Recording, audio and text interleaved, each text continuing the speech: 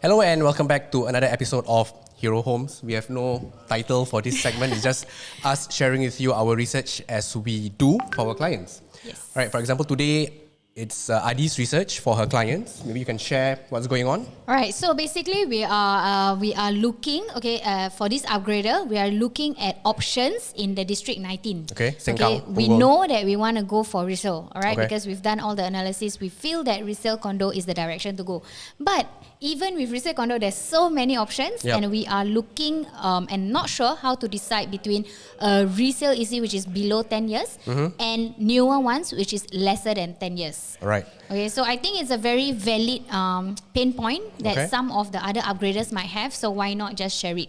All right. So stay on. We're going to find out and share with you which is more worthwhile to buy, whether a younger resale EC or a much older resale EC is more worthwhile Whether age really, really matters. when buying resale. Is there a shelf life? Yes. Okay, does it really translate to profit? Okay. So here's let's get straight into it. The first project we're going to be sharing is I can't see. Maybe we show the... Oh, it's Park Green. Park Green, okay? Okay, it's Park Green, and it's located just a few minutes away from Bangkok MRT. All right, and it is 17 years old, as you can see. Okay, 17 years also to most of us, right? Wow, anything above 15 years, right? Cannot buy. Wow, very old already. Too old. Still can Cannot buy. make money already. Yes, all right. All those whispers will Yeah. start coming in, and I feel that it's a very valid concern. Yeah, because when we do HDB, when we buy HDB, we know that the older HDB are the ones that's losing a lot of money. Correct. Alright. We always preach that you must quickly sell so that it doesn't get too old. But is this the same game in resale condo? Maybe. Yeah, maybe. Okay. We'll explore. So, let's see. Park Green is 182,000 land size with just 391 units, 10 minutes walk to Bangkok MRT. See, 10 minutes walk, you just go straight Bangkok Drive, or maybe you can cut through the HDB estates and then you reach Bangkok MRT. There's a LRT. Yeah, doesn't Kangkar matter. LRT Nobody nearby. takes LRT. People go straight to MRT only. Okay. This is how Park Green looks like. 17 years old condo. You can see there's different units available in the market today. These are existing photos from Property Guru. You just take it from borrowed. there. Okay, see the conditions of the kitchen. Moving in, you might want to do full renovation. So that's why a lot of people don't really like buying older condos because it's the same as buying another old HDB. You have to do full renovation and all that. The view is quite okay actually. I've been to the project. It's quite a very big land Space. space. Right. Yeah. Okay. It works similarly. The older condos probably feel Size. more spacious. This is space. Okay. So on average, the 3-bedder in Park Green is around 1,340, 1,320 square feet. Good size. Good size. Yes. Okay. Basically, you have your dining, you have your living, a balcony. It's interesting. It's not that big. Yeah, I think it's a very good sizable Yes. unit right here. Very very little wasted space. I like the yard. Yard Okay here. lah. In terms of it's quite big yard, and on top of the yard still got bomb shelter. Bomb shelter also. Yeah. So and enclosed kitchen also. But you cannot make an open concept kitchen. But otherwise, this is all about space, 1,003 square feet. Now, this is one option that your client you are proposing to your client. Yeah. Okay. An older EC. The next option would be right beside. Guess what? Osville residence. So these are the two options that they will be considering. Let's take a look at Osville. How old is it? 8 years. Okay, so it's not as new as Bellwoods, Water Bay, and all those. Okay, Esperina. Okay, Esperina is the same age as Osville, but we choose Osville, purposely choose Side by side. Osville. All right. Yes. Okay. Now, if you remember, what's the name of that condo? Park Green. Park Green, 182 square feet land size, 391 units.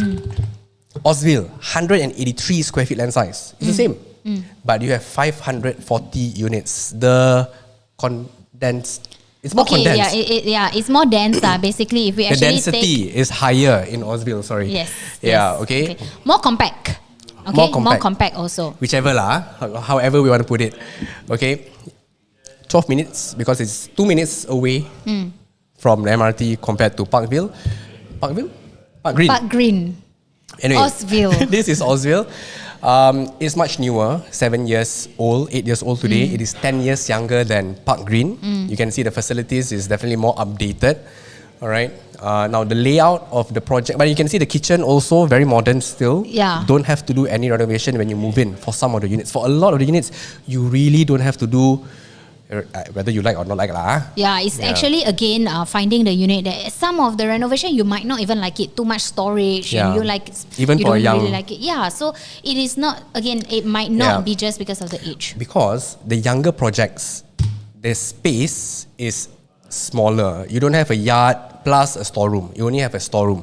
So a lot of people feel the need to do up more storage spaces, which kind of makes the whole unit more cramped eventually. Yeah, more cramped. All right. Even the bed, right? They make platform, double decker, and all that. Yes. Okay. You can see this is the Osville 8 years old floor plan. Okay, it's a bigger balcony space. So balcony space is a good lifestyle option, but on a daily basis, on the efficiency of the space, is questionable depending. Your thoughts lah. Yeah. But will lack of efficiency translate to lower profits? We'll find out lah. Now, to compare side by side, I've done this already. Osville 1001 square feet missing here. Park Green, same 3-bedder. Because it's 10 years older, you earn 200 square feet extra. Both are 3-bedder. Okay, you can see the size of the living space. Of course, this is not drawn to scale, but otherwise, when you step inside 1,003 square feet, you can feel the difference. Yes, actually quite a lot of difference, especially for those who needs like storeroom and stuff, right? I feel that, having more efficient space is very important. In fact, 1,003 square feet, 5-room flat. 1,001 square feet is the older 4-room, right? It's an older 4-room flat. Yeah. Okay, so you can see how different the sizes are. Now, what's the question today? Okay, I think the question is, can we still make money if we buy Park Green? Older, because Park Green is like 17 years old, whereas Osville is 8 years, right? Yep. So can we still make money? Yeah. Yes, of course. When we are looking at the options, Water Bay, all these bell waters is still in our dictionary, in our inventory to look at. But why these two is because we can show you the second mover resale advantage. That means if you're not buying from the developer, can you still make money? Correct. Because a lot over the past few years, people say you only make money when you buy from developer. So now we want to see people who bought in Osville 3 years ago, 4 years ago, and today, have they made profit? People who bought from Park Green, even when it was more than 10 years, are they still making money? Yes. Right? Are they still able to make money out of an older resale EC? Yep. So if you like this kind of content, time to plug the channel. Please subscribe, like the video so that, algorithm works. Okay, so now let us show you the figures. Okay.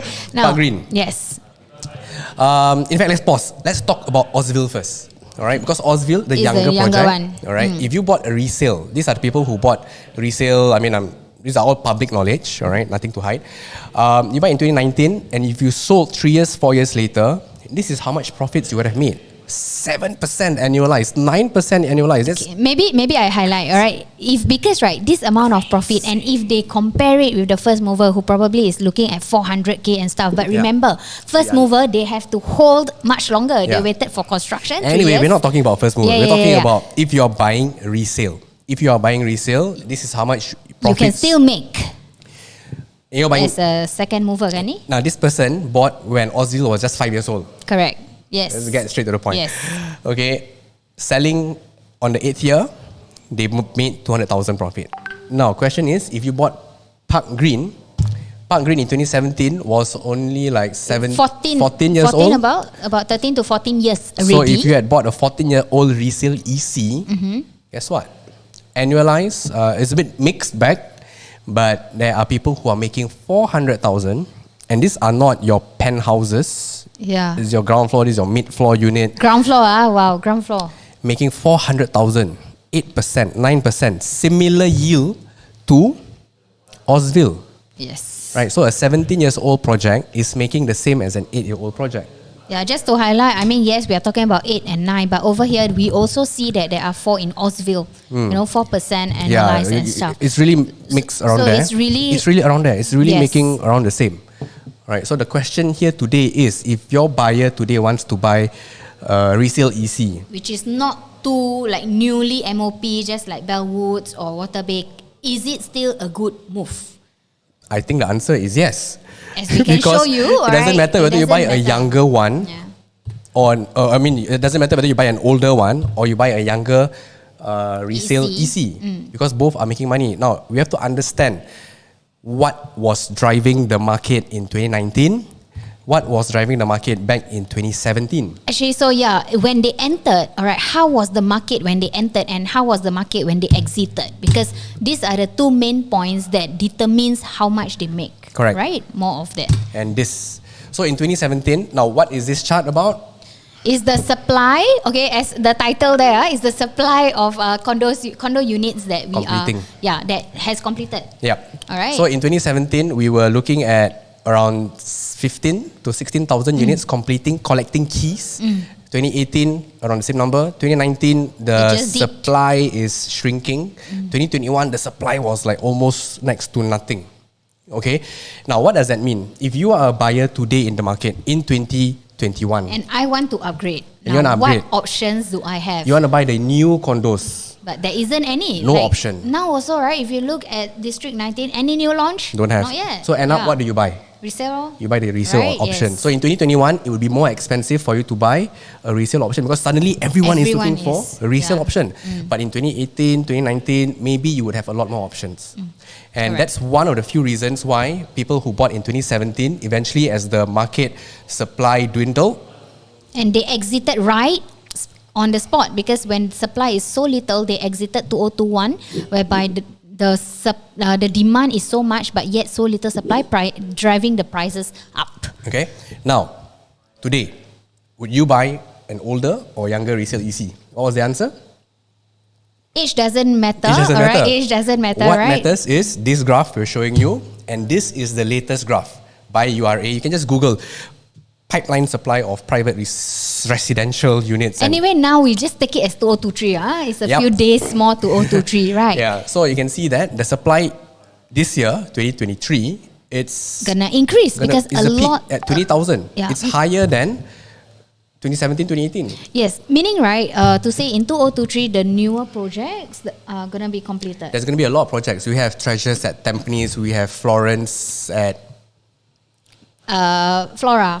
No, Florence Residences. Flora already. Okay. Jovel already. TOP already. We will have yes. All those are actually supplies that Riverfront Residences, all that. TOP will in be 2023. competing. Will be competing with all these resales that So we are having. if you are upgrading in 2023, congratulations. Yeah, it's actually a good move. If you want to buy a brand new condo that is just TOP, you don't want to wait 3 years for construction and all that, you got nowhere to stay in between, you have a lot of options next year. Yes. Right? But then, if you wait until 2024, you'll see that options are lower.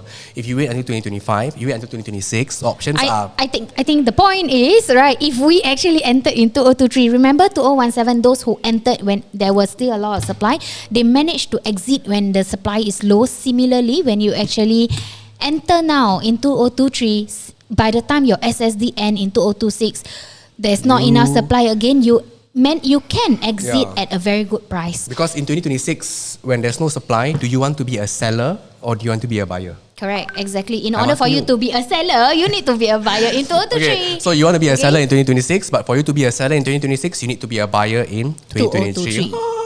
Right. Stock, So at the end of the day, the conclusion is, even if you actually like bigger spacious units, all right, you should not be too fearful about entering an older project.